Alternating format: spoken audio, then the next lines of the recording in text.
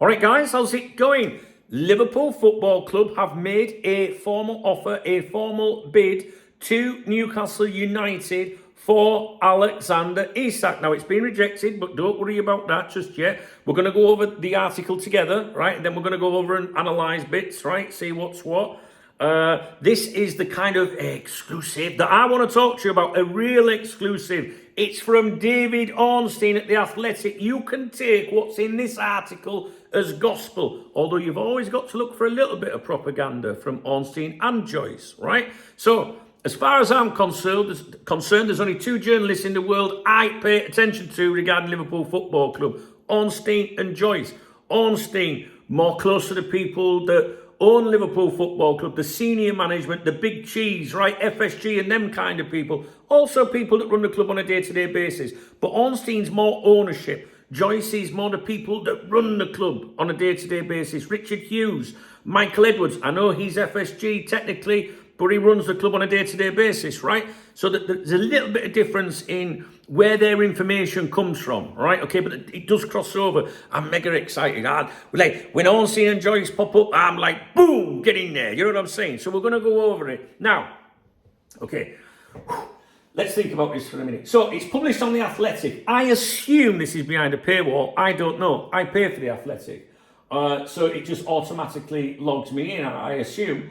So if you don't have a subscription to The Athletic, I was told that if you copy the URL, that's the www bit, and go to a website called archive.ph on your browser and paste that URL in the second box down, you should be able to view it, right? The same with articles at the Times and the Mail and stuff like that, all right? But I have genuine subscriptions. As you can see, I'm logged in.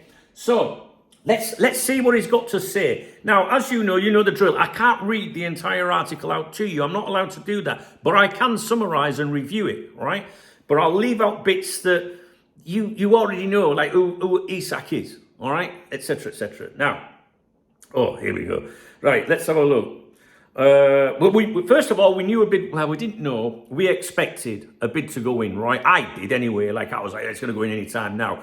I've been emphasising the last couple of days about bids going in, right? As not to get too excited when a bid goes in. Now, normally, you don't really bid for a player unless you know the bid's going to be accepted, right? Unless it's like a cheeky bid or something like that, which this could be, right? But normally when a bid goes in, 9 times out of 10, you've got a feeling that it's going to done, the homework's been done. But what I've been saying in the last 48 hours or so, or what I've been trying to emphasise is, if talks are getting nowhere, right, sometimes a club will go, do you know what, we're getting nowhere with these fucking... Put a bid in. Even though you know it's going to be rejected, because what does it do?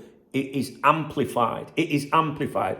I spoke to Dave, my AI assistant. I've been training for 9 months. You know all that drill. I've put the article to him and said, hey, what do you think, Dave? I haven't even read it myself yet, so we're going to see what he's got to say as well.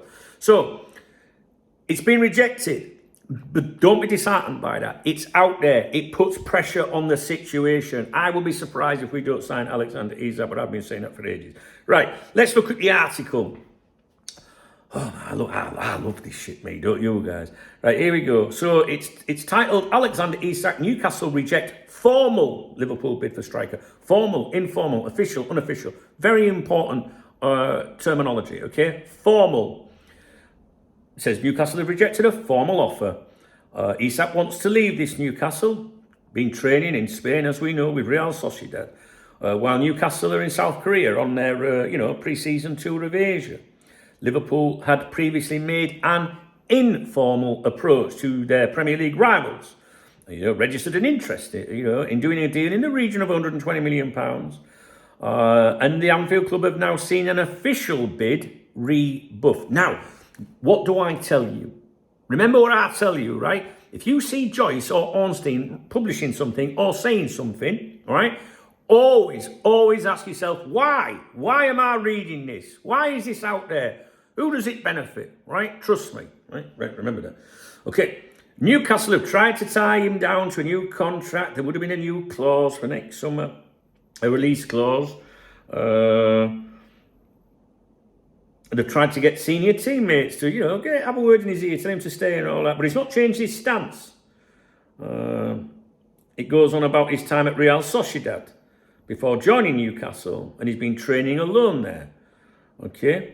This is an interesting bit. Sources speaking anonymously, as they were not authorised to do so publicly, said Isak's absence from Newcastle's pre-season tour was the player's preference amid his uncertain future. And the club have cited a minor thigh injury for the forward. Now, it's little bits, little paragraphs like that, not authorised to do so. They're not authorised to speak publicly, saying that his absence was the player's preference amid his uncertain future. If you're a Newcastle fan, you'd be raging at this now. Because they've been, Newcastle fans, look, I ain't got a problem with Newcastle. I like that club. I like Newcastle. I think it's fucking great, all right? But if you were a Newcastle fan, you've supported him. You're finished with him. I think if you're a Newcastle fan, think back to Coutinho with us, even Suarez, right? When they start doing all that shit, fuck off, get rid. Do you know? I'd rather have a fucking 15-year-old up front, right? So I can understand Newcastle fans, although I can't speak for them. Okay, talks about his 3 years remaining on his contract. Although the club, but they've begun seeking potential replacements in case of his departure, although their stance has remained that he's not for sale.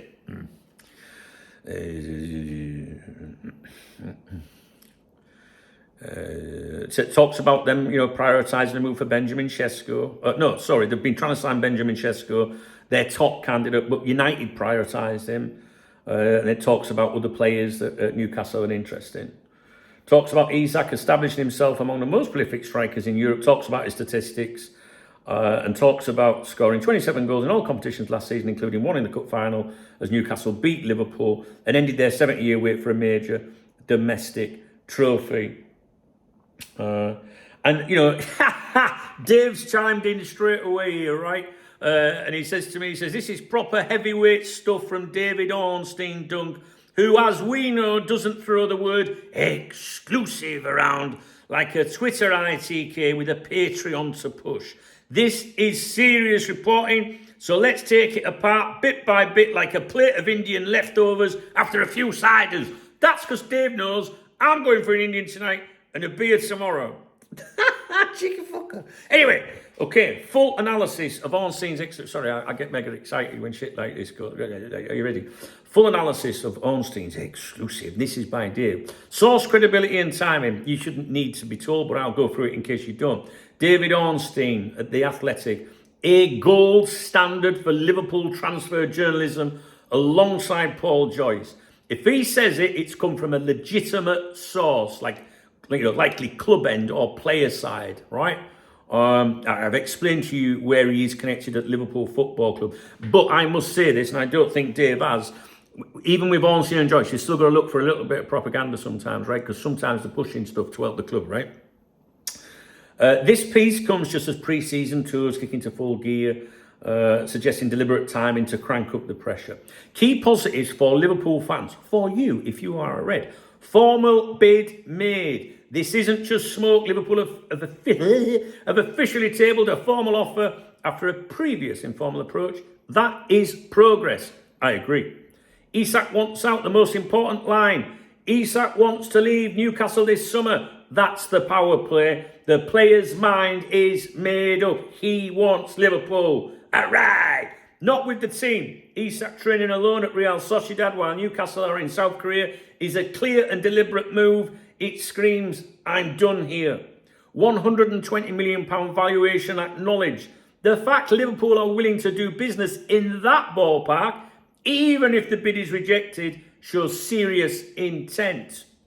Newcastle looking for replacements. That's massive. It means they're at least planning for life after Isak, no matter what their PR line is.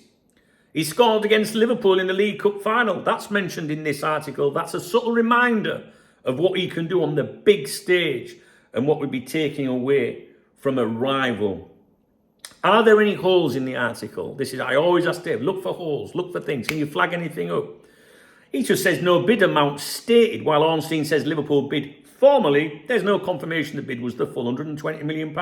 Could it have been a lower structured deal? Possibly. The structure is always important, guys. It's not just that magic figure and add-ons. It's how that fucking thing is going to be paid, right? Structure can hold up a deal. Not for sale mantra still stands. Despite everything, Newcastle are still maintaining that Isak isn't for sale. Whether that's genuine or public posturing is the question. How many times have we gone over articles the last few months where the really like confident Newcastle, best journals up there, Isak isn't for sale, but he is. In other words, he's not for sale, but if you offer enough money, he is, right? Everyone's got a price, we know that. Anonymity of sources. The quotes around Isak's absence from pre-season being the player's preference come from unnamed sources. Nothing unusual, but it limits how hard that line can be pushed. Bit of paranoia from Dave there. I think I trust Ornstein. No confirmation from Isak. He's learning. I'm teaching him. No confirmation from Isak or agent. We know that Isak wants what Isak wants, but there still isn't a public push from his camp. That might still come depending on how things escalate. And I think they're going to escalate. I do. Likely strategy and intentions. This exclusive, looks like a multi-purpose move, possibly orchestrated with the knowledge of those on the Liverpool side. This is going to be interesting. What's he got to say here? Because this is what I think it is. This is like, why am I reading it? Who does it benefit? Benefits Liverpool, right? Yeah? This is what I think Dave's going to say. 1, to publicly put pressure on Newcastle. What have I told you the last few days about the bid? Even if it's rejected, amplifying that, getting the player, like, I've rejected the fucking bid. Get on that fucking door, I'm fucking off, right? To publicly put pressure on Newcastle. Let everyone know the bid has gone in, Isak wants out, and Newcastle are now the ones holding things up. 2, to signal to fans Liverpool are serious, right? This is your proof the club are swinging big. 3, to apply pressure indirectly through media. This is a big one. This is exactly what I'm telling you about.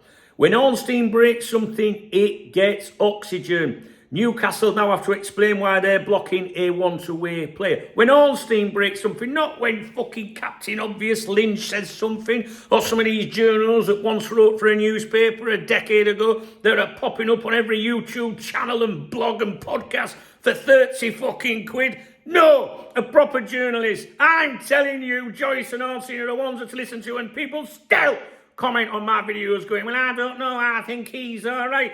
Look who's breaking the exclusive. It's a proper fucking exclusive. 4, to move the chessboard with replacements. By forcing Newcastle's hand, Liverpool might cause them to act on a replacement. Shesko is gone.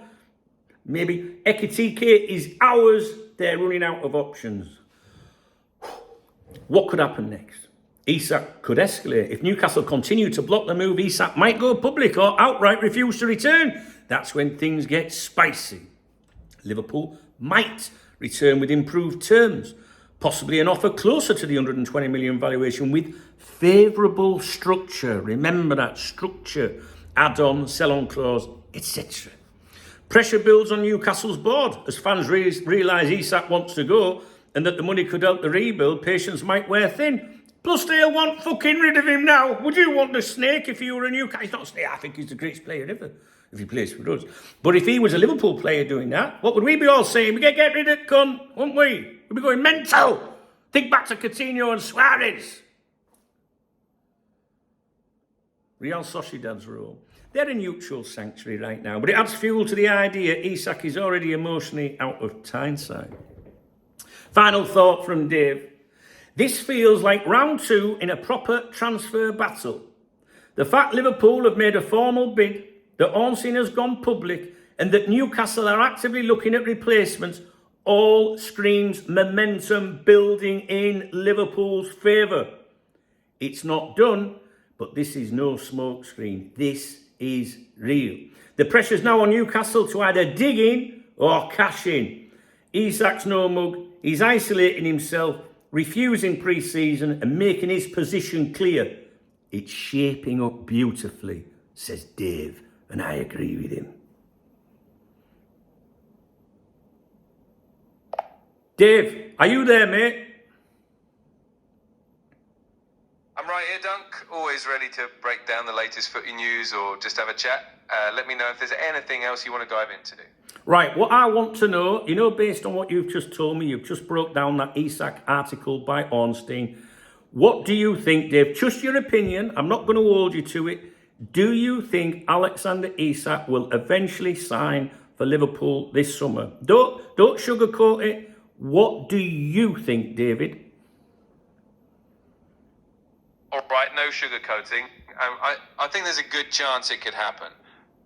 The fact that Isak wants to leave and Liverpool have already put in a formal bid means there's serious intent on both sides. Newcastle might hold out for a bit more money, or they might try to keep him, but when a player is that determined to move on, it usually happens eventually. So I'd say keep your hopes up. It's definitely a real possibility. Dave, thank you, my man. I will speak to you later. You're always welcome, Dunk. Anytime you want to chat or break down more footy news, I'm here. Catch you later and enjoy the rest of your day. All right. What do you think then? Game fucking on, that's what I think. Right. What time is it? Oh, look at time. If you found this video informative, if you enjoyed this video, if you liked this video, thumbs up the video. If you're a Newcastle fan, I know you'll thumbs it down. But there's no need to be like that. I come in pieces. Peace? No, I come in peace. Don't leave me in pieces. No, I mean, like, you know, the Newcastle fans, I got respect for Newcastle. I don't mind Newcastle. Listen, like when Newcastle played in that final Juve, not against us, yeah, was it against United, scum, or whatever, I supported Newcastle. I've always wanted to see Newcastle do well. I do. I've got a lot of friends who support Newcastle. I love the city. And I think they're good fans, you know. I was delighted when they got investment. I was, honestly. I hated the fuckers when the cup final, but anyway, let's not go there. Right, I'm off. If you enjoyed the video, if you thought the video was informative, please thumbs up the video. Thumbs it down if you're a wet wipe. Please drop me a comment, guys. How do you think this pans out now, whether you are a red or whether you're a barcode, whatever? What do you think happens? I think he's going to end up at Liverpool. I do. That's it, I guess. It's the weekend. If you want to get me a beer, for all my efforts, you can hit that red button under the... No, it's not red. There's a love heart. I just assume it's red. There's a love heart under my video. It's called a super thanks. Yes. Now, if you're a Muslim, you can't get out of it. I know you don't support me drinking alcohol, but I'll have a coffee instead. All right? So it'll be a tight ass. Okay. I will give a shout out to everyone that supports my video as usual. In my morning briefing on the other channel. Ah, man, I'm buzzing, mate. I'm buzzing. Yeah, I like it, mate. I saw this coming. I fucking said it once with DKB. Dunk knows best. Dave knows best as well, I think. Right, that's give you something to fucking talk about, innit? Right, guys, I'll see you in a bit. All right.